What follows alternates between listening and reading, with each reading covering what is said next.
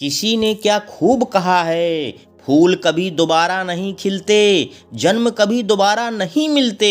मिलते हैं लोग हजारों, पर हजारों गलतियां माफ़ करने वाले माँ बाप नहीं मिलते। जी हाँ दोस्तों, मैं लेकर आया हूँ एक ज़बरदस्त इमोशनल स्टोरी जिसका शीर्षक है माँ की देखभाल। तो आइए ध्यानपूर्वक सुनिएगा।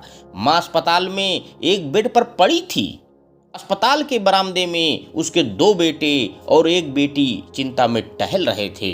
भाई बहन को अपनी माँ की सेहत की चिंता तो थी, लेकिन उससे भी ज़्यादा चिंता इस बात की थी कि अब माँ को अपने साथ कौन रखेगा।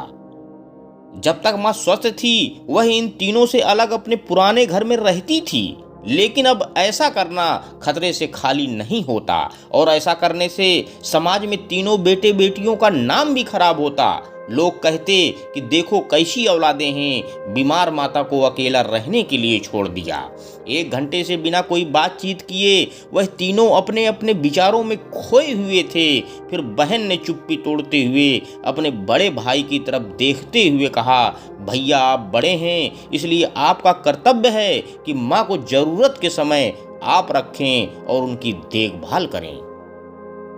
छोटी बहन की बात सुनकर बड़े भाई ने पहले अपनी पत्नी की ओर देखा और बोला, मैं इस बात से बिल्कुल इनकार नहीं करता कि बड़े होने के नाते मेरा माँ की देखभाल करने का कर्तव्य है, लेकिन तुम तो जानती ही हो कि मैं और तुम्हारी भाभी दोनों ही जॉब करते हैं। ऐसी हालत में माँ के साथ किसी न किसी को हर वक्त उनकी देखभाल करने के लिए उनके साथ रहना पड़ेगा, जो हमारे लिए बहुत मुश्किल हो जाएगा। बहन तुम तो पूरा दिन घर पर ही रहती हो, तुम माँ को अपने साथ क्यों नहीं रखती? पैसों की चिंता मत करना, जो भी खर्चा आएगा मैं दे दूंगा।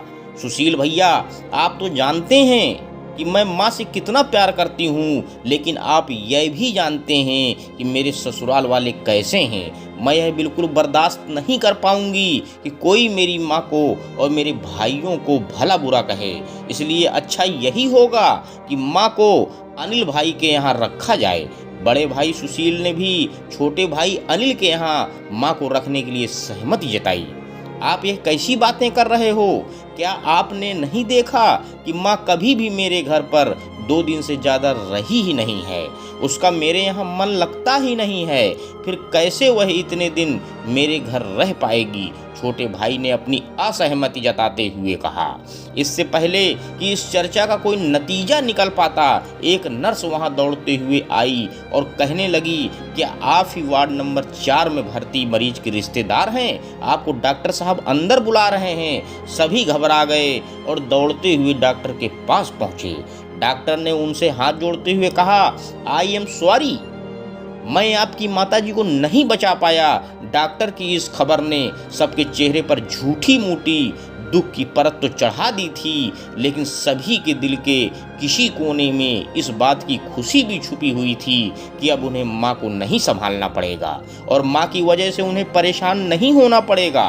दोस्तों, छोटी सी यह इमोशनल कहानी ही समाज का सत्य है। यहाँ लोग ऊपर से जो दिखाते हैं वह अंदर से नहीं होते। जो माँ बाप अपने 4-4 बच्चों को बिना किसी शिकायत के बड़ी आसानी से संभाल पाते हैं, आगे चलकर ज़रूरत पड़ने पर यही 4 बच्चे मिलकर भी उन्हें नहीं संभाल पाते या नहीं संभालना चाहते। बच्चों को यह बात नहीं भूलनी चाहिए, जैसा वह बोएंगे वैसा ही तो काटेंगे। अगर आज वह अपने माँ बाप के साथ बुरा बर्ताव करते हैं तो उन्हें यह याद रखना चाहिए कि उनके बच्चे भी बड़े होंगे और वह भी बूढ़े होंगे। जो उन्होंने अपने माँ बाप के साथ किया है, उनके बच्चे भी उनके साथ वही करेंगे। दोस्तों, अपने दिल से छल कपट निकाल दीजिए और सच्चे मन से अपने माता पिता की, अपने बुजुर्गों की सेवा कीजिए। अंत में दोस्तों बस मैं यही कहना चाहता हूँ कि कौन कहता है बंद किस्मत वालों की कोई ताली नहीं होती, सूखे पेड़ों पर क्या कभी डाली नहीं होती। अरे जो झुक जाता है अपने माँ बाप के पैरों में, उस इंसान की किस्मत कभी खाली नहीं होती। जिस दिन तुम्हारे कारण माँ बाप की आंखों में आंसू आते हैं, याद रखना उस दिन तुम्हारा किया सारा धर्म कर्म आंसुओं में बह जाता है। धन्यवाद दोस्तों, मेरे YouTube चैनल को लाइक व सब्सक्राइब करें। आपका दिन शुभ हो।